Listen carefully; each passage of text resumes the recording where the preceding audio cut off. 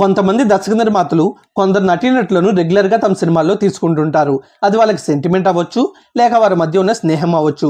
ఇలా చాలామంది డైరెక్టర్స్ తమ సినిమాల్లో కొంతమంది నటీనటులకు వరుసగా అవకాశాలు ఇస్తుంటారు.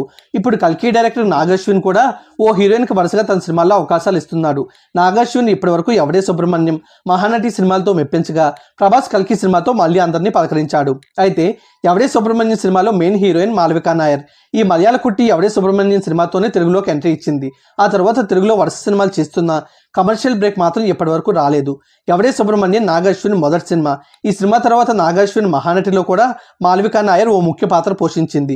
ఇప్పుడు కల్కి సినిమాలో కూడా మాళవికా నాయర్ ఓ ముఖ్య పాత్ర పోషించింది. దీంతో ఈ హీరోయిన్ లేకుండా కల్కి డైరెక్టర్ నాగశ్విన్ అసలు సినిమానే చేసేలా లేడుగా అని నెటిజన్స్ కామెంట్ చేస్తున్నారు. అయితే మాళవిక నాగశ్విన్ మొదటి సినిమా హీరోయిన్ కావడంతో ఆ స్నేహంతోనే ప్రతి సినిమాలోనే అవకాశం ఇస్తున్నట్లుగా అందరూ భావిస్తున్నారు.